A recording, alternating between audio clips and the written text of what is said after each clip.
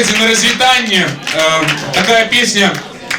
Її написали два молодые поэты тады еще. Их зараз нема, на жаль, с нами, але они зараз глядясь на нас с космоса. Геннадий Миколаевич Бураукин и Ригор Иванович Бородулин.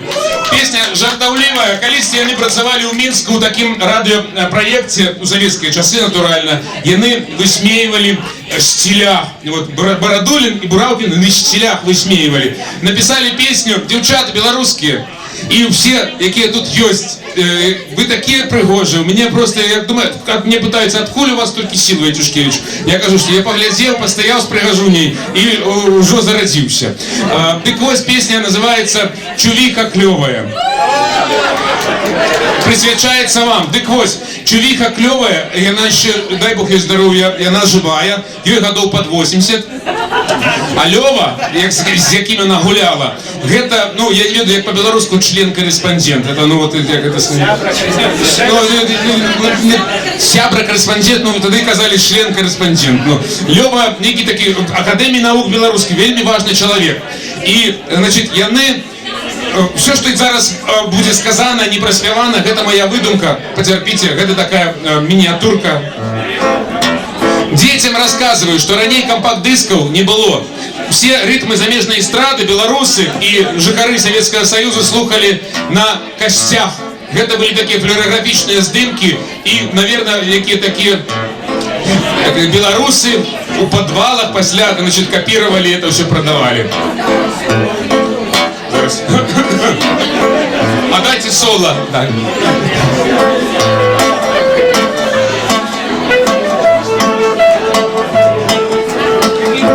Я по броду крочу день и у ночи. Стоп!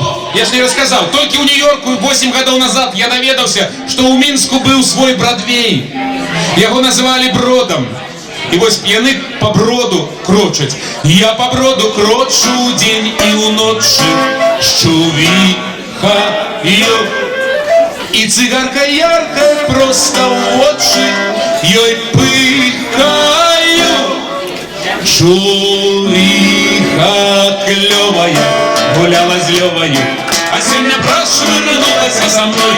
Чувиха клевая гуляла с Левою, а сегодня прошвырнулась со мной. Як же мне до речи, мой стареча, мой коханий, хай працюють бродки, будуть сиротки на ресторан. Под пленку новую, 200-рублевую, откуда мы законный танчик рот. Под пленку новую, 200-рублевую, откуда мы законный танчик рот.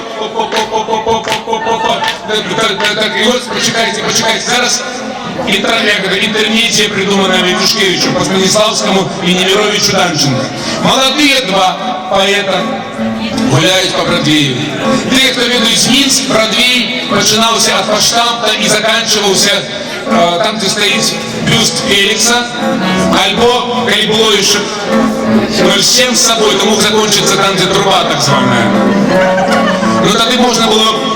И они зашли у краму под годинником, набыли себе вот эти два портвейны. Я думаю, что от Каркова у Бородулина. И вот, ведаете, дагэтуль белорусы, яны увесь час на ветру стоять. И то с усходу так, на заход, то с заходу на усход, яны еще так, ну вот так непевно стоит этот мужчина белорусский на ногах. И некий сумнел увесь час, и Гришка откарковал эту бутельку и так: Генка, будешь? А Генка таки стоит у Гальш, такой интеллигентный, таки завтра встречу, он уже шикарный поэт, он еще был начальник, важный, царство небесное, и он так: ведаешь, я завтра таки встречу важную, хиба что... А ладно, давай!